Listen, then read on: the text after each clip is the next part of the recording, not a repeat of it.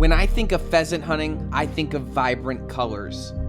Golden fields, blaze orange vests, red shot shells, and a rooster pheasant adorned in a coat of brilliant hues.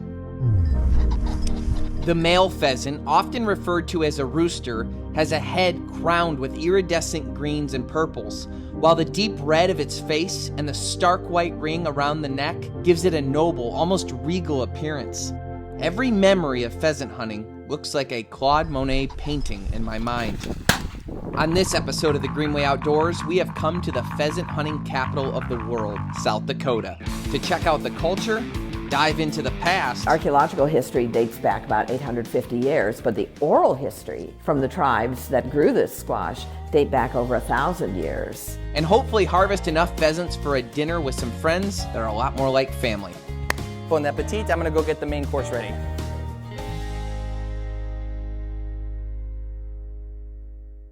I'm Kyle Green. I travel the globe with my best friends hunting for wild game and dynamic conservation stories. Join us on our adventure as we escape the shackles of the modern world and gain a deeper understanding of where our food comes from. Welcome to the Greenway Outdoors.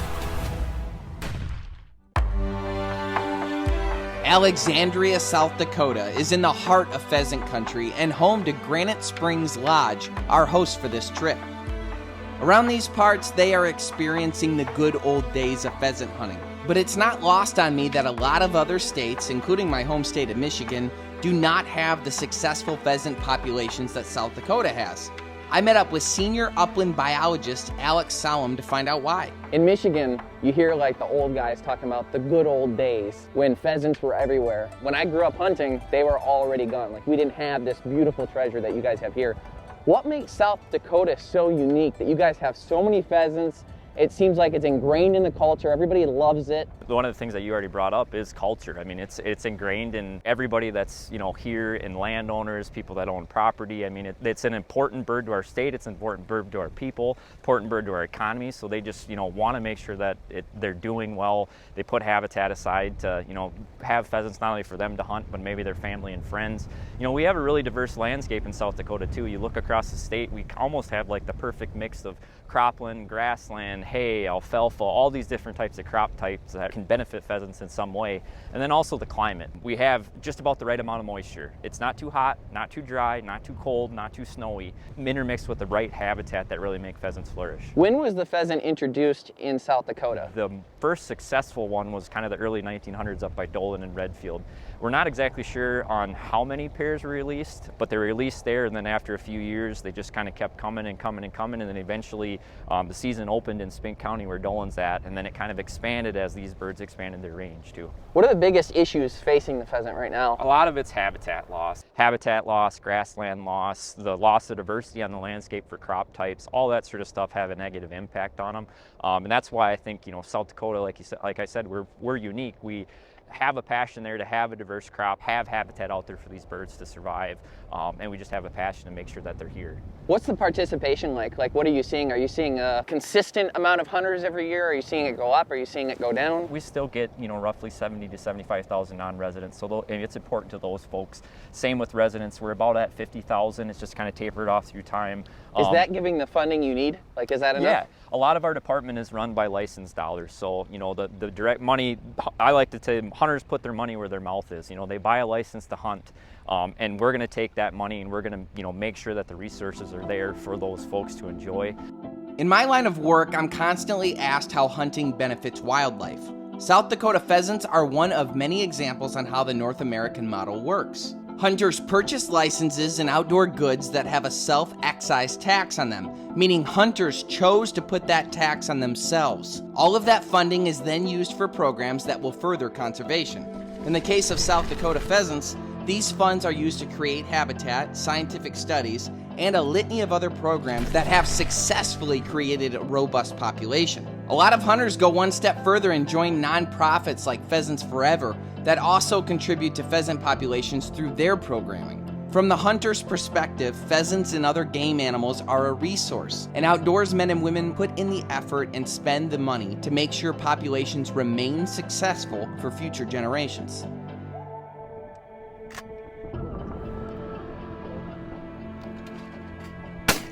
Before we headed out in the field for the first pheasant hunt, Jeff and I met up with a big group of friends to warm up on some clays. Megan from Savage, Dirk, Stacy, Mason, Kaylin from Boss, and our hunting guides, Tate and Joe. I had some questions for Dirk while we were warming up.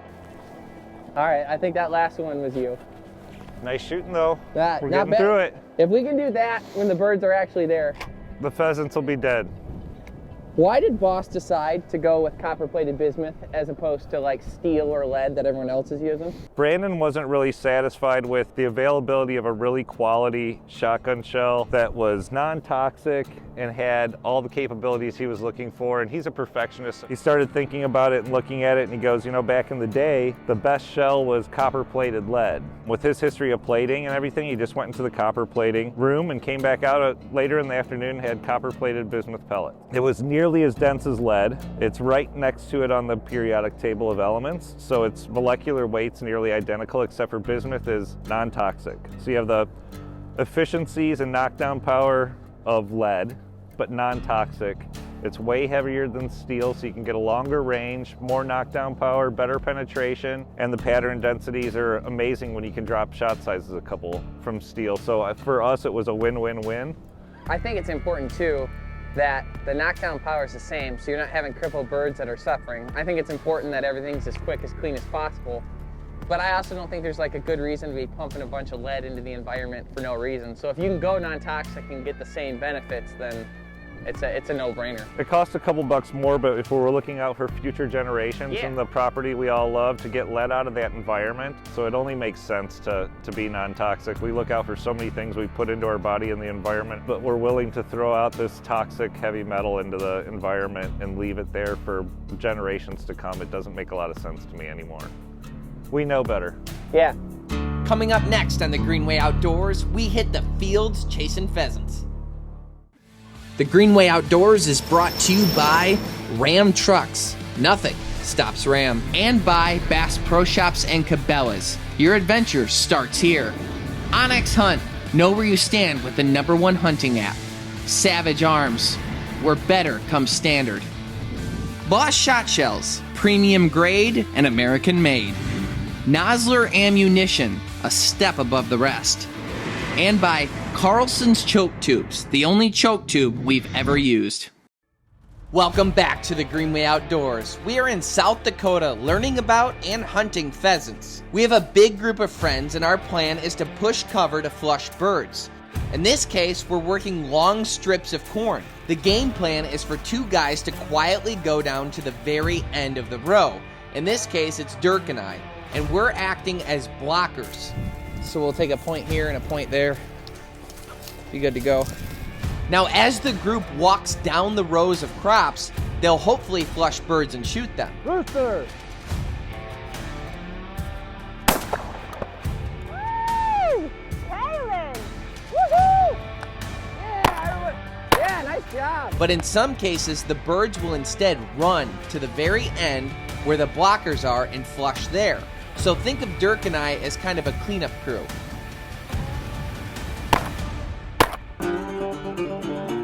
Hunt them up. Find a bird. Rooster!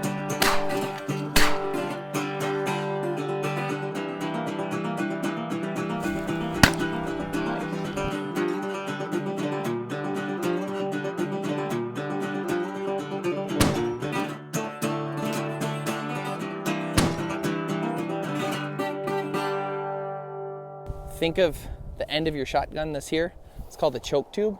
And the way it works is it's kind of like the constrictor on a garden hose.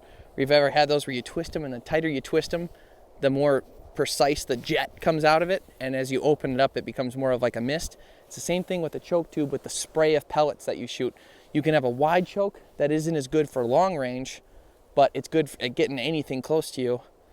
Or you can have a tight choke in, which is good for long distance. Right now I have the long distance one in because as they're pushing, the birds are more likely to skirt farther away from me when they skirt out. But as they get closer, I'll switch to a more open spread. That way, if the pheasants are right in my face, I don't just pull them apart. So you can kind of play with that constriction as they get closer. It's one of the benefits of being the blocker, because you couldn't do this when you're walking down.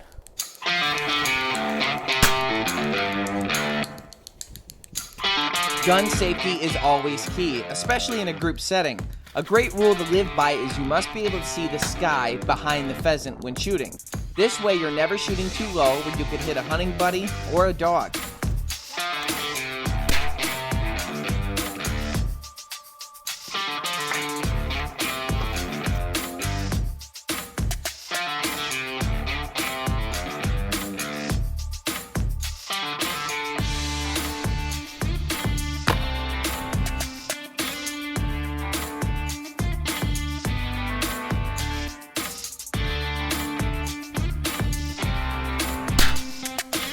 We finished out the hunt with everyone shooting their legal limit of 3 birds. Pheasants are a bird that I never get tired of looking at. Its iridescent feathers shimmer in the sun, and the tail feathers sweep behind the bird like a painter's brush stroke in the air. The meat really does taste quite a bit like chicken, but I would argue it has a cleaner flavor to it. Coming up next on the Greenway Outdoors, it's time to process the birds and make some of my favorite pheasant recipes for our Friendsgiving dinner. The Greenway Outdoors is brought to you by Ram Trucks. Nothing stops Ram. And by Bass Pro Shops and Cabela's. Your adventure starts here. Tracker Boats. Fish the finest. And by Eagle Fishing. Tactical fishing gear for the savvy angler. Welcome back to the Greenway Outdoors. We are in South Dakota and just wrapped an epic day of pheasant hunting. I'm in the kitchen at Granite Springs with our hunting guide Joe, cooking up a fresh dinner with our pheasants. I'm cutting up this pheasant into little cubes, and I'm gonna be adding breading and seasoning, and then we're gonna be frying it. And this is like a common dish called chislic. And I had it another night at a restaurant, and that's when we kind of learned what chislic was, which basically means small fried cubes of meat. And we actually had mutton at the restaurant, and they served it like they would chicken tenders. So I'm learning quick that everyone here in South Dakota likes chislic. I present to you chislic. And I Googled it, I'm saying it right. Did you make this? I did make this. No. Pheasant poppers. You take your toothpicks from your pheasant poppers after you dip it in the barbecue sauce, then you grab your chislic. You're not an animal with your hands. That's bacon, jalapeno, and pheasant. We didn't do any cheese because we didn't want to hide any flavor. Dip in the barbecue sauce, then you go to the chislic with the, thank you. Keep it clean, folks. Oh, we gotta dip it though. Oh, sure. We gotta dip it in the barbecue. I missed that. That's slow and steady here, guys. Wow. Take your time. Wow. Fantastic. Shiz looks good, dude. Yeah. I didn't know that it could be things other than the... We didn't know it was a word till 12 hours ago. While everyone was enjoying the appetizers, Joe and I put the finishing touches on the main course. Gravy smothered fried pheasant, salad, carrots, and of course potatoes. It's kind of rewarding too. You were just out hunting these a few hours ago, and now it's smothered pheasant. Incredible. Wow. That's really good, dude. Wow. Is that like a mushroom Nice. sauce? Uh-huh. Very good. I'm gonna do chislic and gravy. Uh-huh. I think he's onto something. It's like chicken fried chislic. Yeah. Chicken fried, yeah. Yeah. Uh-huh. I like that you're running Yeah, with but the it's word not we just chicken, learned. so... Yep. Use it. Well, you really chislicked up that situation, didn't you? Right. Yeah, stop at the gas station, I gotta take a chislic. Hashtag Chislick. The next day, we would go to the world-famous Corn Palace, located in the heart of Mitchell, South Dakota. This unique building is the only corn palace in the world, a true icon of the American Midwest. Originally built in 1892, the Corn Palace was created to showcase the fertility of South Dakota soil and celebrate the region's rich agricultural heritage. Each year, the palace is redecorated with fresh murals and designs made entirely from corn and other grains. Local artists meticulously craft these stunning displays using a variety of colored corn, grasses, and grains grown by nearby farmers. The themes of the murals change annually, but in 2023, the theme was Famous South Dakotans, which included Bob Barker. Our next stop was to the Mitchell Prehistoric Indian Village, a site that has uncovered incredible insights into the Plains Native Americans that lived here about 1,000 years ago. Cindy Gregg is the executive director and an expert on the site. In past conversations that you and I had, we dove into corn a little bit because corn is so significant to this area. You've got the Corn Palace, It's obviously one of the main crops everyone grows around here, and it's significant food for pheasants, especially keeping warm throughout the winter. You had kind of mentioned to me that Native Americans had the drop on corn even better than we do today. It's what they do to the corn once they come and arrive in this part of North America, because corn is essentially still a tropical plant with a growing season of 120 days. And these people who settle in South Dakota 1,000 years ago are able to adapt corn to our growing season of just 75 to 80 days. Unbelievable. And it hasn't improved. So they were the cream of the crop. They were the cream of the crop. So they took the corn, did selective breeding to be like, oh, this one's the best. It has this weird, trait to it that it produces more food, so we'll plant more of those and over time. So they were scientists. This archaeological site was discovered in the early 20th century, and formal excavations began in the 1980s. Archaeologists identified it as a thriving agricultural settlement with evidence of farming, hunting, and trade. There's so much going on down here. Each one of these large holes that you see are cache pits or food storage pits that became trash pits. Okay. Okay, the food storage pits are basically a bell-shaped hole in the ground. It's lined with clay, lined with grass, and then filled with the dried grain, dried corn, the dried squash. What is it that they say if you want to learn about somebody, go through their trash? Exactly. In and around these cache pits, archaeologists have found thousands of artifacts, including tools made from bone, stone, and ceramics. These items reveal that villagers were skilled in crafting hunting tools like arrowheads and pottery for storing food. One of the most significant discoveries at the site is the remnants of earthen lodges, which served as homes for the village inhabitants. So the lodges were all about 20 feet wide, 40 feet long. There were a few circular lodges here, but the vast majority of them were rectangular. They all open to the south. They're all made with a framework of probably cottonwood trees. This is a wattle and daub construction. The daub is this material here. This is the only physical part of the lodges that remains today. And the mud part? Yeah, and what happened is... must have been that mud we were walking through yesterday. These people didn't live here for 150 years. They would live here for 10, 12 years at a time, exhaust the natural resources, and then go off to another site. And then they would come back. And it was after the last time they left, and that would have been the last time, that a prairie fire must have come through and burned everything down. Coming up next on the Greenway Outdoors, we test our culinary skills by making butter pheasant. The Greenway Outdoors is brought to you by Ram Trucks. Nothing stops Ram. And by Bass Pro Shops and Cabela's. Your adventure starts here. LEM Game Processing Equipment. Wilderness Athlete. Fuel for the rugged. Sea-Doo. Live the Sea-Doo life. Rufus Teague. Seasoning, sauces, and snacks. Trijicon. Brilliant aiming solutions. Skidoo. Experience that Skidoo feeling. Summit Tree Stands. Hunting elevated. And Blokes. Modern men's health.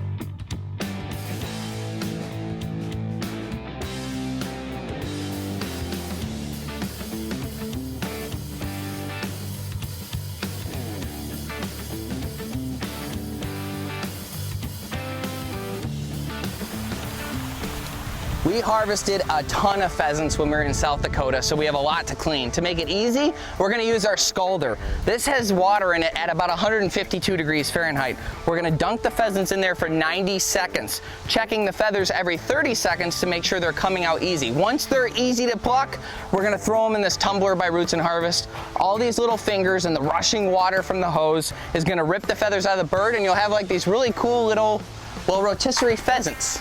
We're gonna take those birds and we're gonna make butter pheasant. There's a reason when people try Indian food for the first time, the safe bet is butter chicken. It's got great flavor, it's nice and mild, you got all those spices coming in to make such a fantastic, quintessential Indian flavor. And we're gonna make that today. Okay, This water is about 152 degrees. This is a scalder by Roots and Harvest. And that hot water, don't worry, it's not gonna cook the meat. It's not even gonna make the guts gross.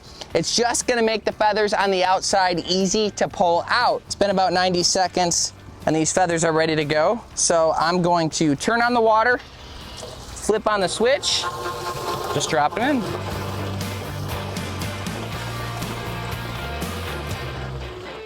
Pheasant's all done. All the feathers completely came off. Awesome. And look how meaty those legs are. For those of you not eating the whole pheasant, look at all that meat right there. You put a couple good pheasant drumsticks together and you're gonna be in good shape. We're gonna pull the breast off this guy so Jeff can make his butter pheasant, but I'm still gonna be able to use the legs, the back, and the carcass for stock later on. Very cool. So we're gonna start with ghee, which is a clarified butter. To that, we are going to add our marinated pheasant breast here. It is marinated in Greek yogurt. That Greek yogurt helps to gently tenderize it. It's got the lactic acid in there. You can go ahead and add that in. And what that yogurt does is it tenderizes it without making it rubbery, which you get with a lot of other acidic marinades that you use, like vinegar or lemon juice or that kind of thing. So this gives it a nice tender without making it rubbery gross. It smells like an Indian restaurant. It does smell very good. Once you start seeing that little crust form on the edge of the pan there, and it looks like it might burn if you leave it going for too long, you can pull the pheasant off. And the pheasant will also cook some in the sauce, so you don't gotta worry about maybe slightly undercooking a couple of the pieces. So while he's finishing that, I'm gonna get started on the sauce. The base for this sauce is onions. We're gonna sweat that down in some of that ghee. Then we're gonna add crushed tomatoes. We're gonna add some spices, some more of that garam masala. Then we're gonna take all that once that's done cooking together. We're gonna put it in the blender, blend it until it's smooth, gives you that creamy sauce that you think of when you think of butter chicken. And then we're gonna take that, put that back in the pan with the pheasant. That's gonna cook, come together, and it's gonna make for such a great dish, and I'm so excited. You know you cook something great when even outside it smells fantastic. Yeah, the whole neighborhood is upset. Oh, the only thing we'll have to worry about is with those 6 cloves of garlic, our breath probably won't smell that great after we eat this, but I don't even care. This is single people food and everyone knows it. So we plated this with some basmati rice, and I am excited to dig into this. Look at, no. Probably still pretty warm. Get that, a little bit of the rice. Yeah. There's a bigger back end kick than, say, a normal butter chicken. I think that might be the garlic. Garlic, all those spices coming in. Holy Hannah. After smelling that for the last hour, I'm so excited. This is fantastic. It's like a bit of something to cook. You know what I mean? There's a big process, but it's worth it. Fantastic. That might be the best wild game I've ever had. On today's episode, we harvested pheasants and learned about the Native Americans that called these lands home 1,000 years ago. Unearthing their city, we find that community was important to them, and they were really not all that different than us. They built their homes close together. They had things like children's toys, and they always chose locations to call home that were absolutely beautiful. We can gather that they went on group hunting adventures for bison and worked together to not only grow crops, but they were even able to manipulate their growing season. A person is special, but a group of human beings working together towards an ideal goal, that's remarkable. I'm reminded of this every time I step in the field with a group of hunters that mean so much to me. In the book of Philippians, Paul writes a letter describing how mankind should interact with one another. He says, "Do nothing out of selfish ambition or vain conceit. Instead, be humble and value your neighbor above yourself, not just looking out for your own interests, but the interest of others." Thank you so much for tuning in to the Greenway Outdoors YouTube channel. We love making videos like this for you and we hope you enjoy them, but the only way we can make them is with the help of our sponsors. So today's special sponsors that we hope you'll support are Savage Arms, Nosler Ammunition, Trijicon, and Boss Shotshells.